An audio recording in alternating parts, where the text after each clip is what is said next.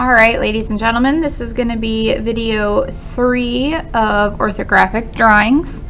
As always, you're going to want a pencil and then a pen. I'm going to show you expectations for the drawings that you turn in for your assignment and a straight edge. Again, I'm going to use the protractor that was in our supply bag. If you want to use your ruler or a different straight edge, you're more than welcome to.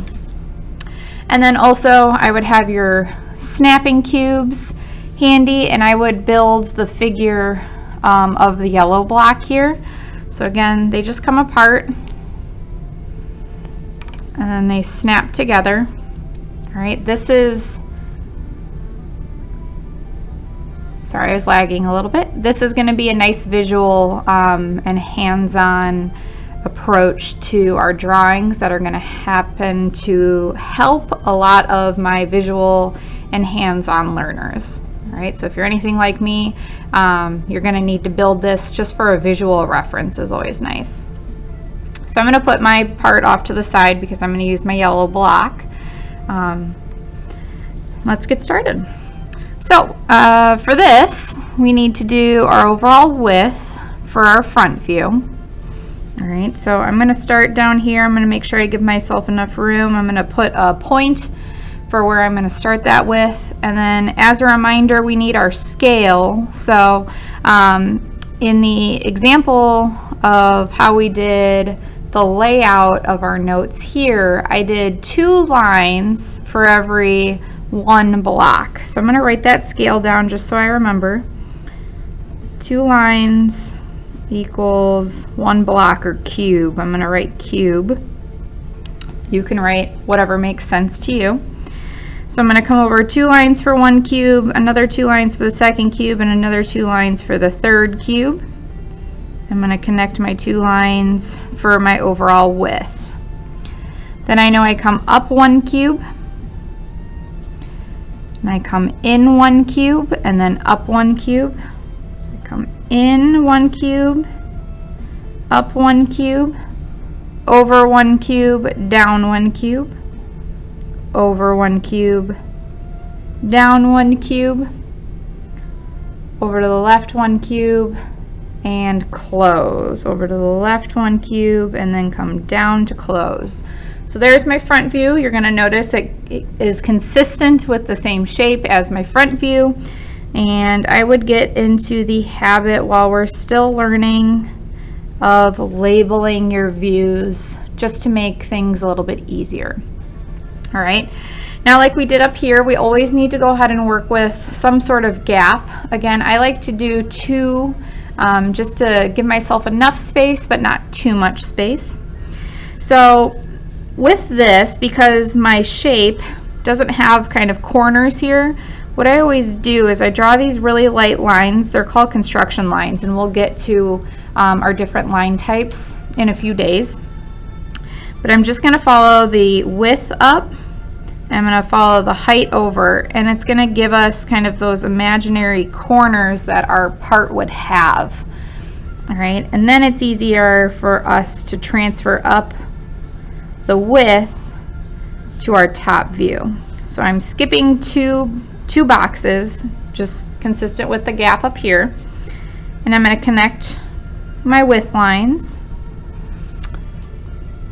And just so you have the visual, I'm going to move right above. All right, so this line right here is my width line that I just created. Then we're going to go up or back, however you'd like to look at it, 1 cube on both sides, and then we're going to close that with this line right here. Okay, now in our top view, we have this line that's a hard line, and this line that's also a hard line to represent this cube and that top break. So rule of thumb, whenever we have what I call hard corners, okay, so corners on our part, those also need to be communicated up and over if necessary. All right, so from this corner and this corner, I'm going to draw my construction lines or my guidelines to go up. And then this is a hard line, okay, a hard edge to represent that break. So we're also going to represent that in our top view drawing. All right, and again, get in good habit of labeling your views.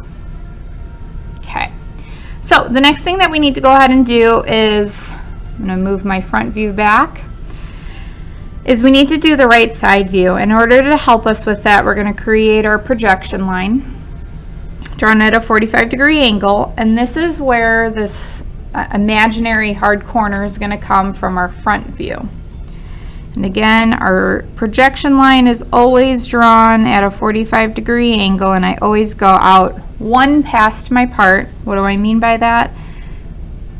My part stops here, and I went one box out past. You can do whatever makes sense to you, but I feel like that's a good habit or practice to follow to make sure that you give yourself a long enough projection line.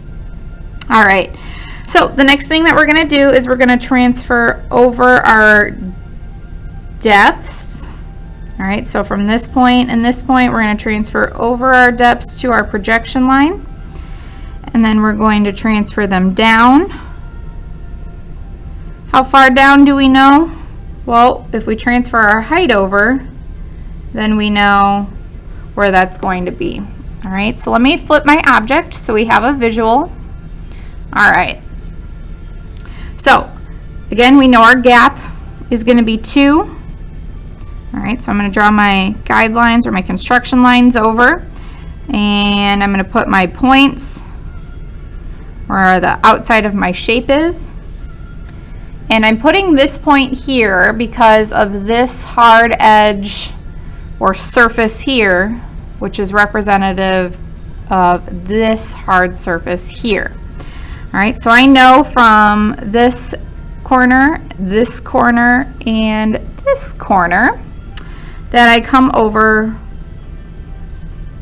a depth of 1, and my height is going to be 2 blocks.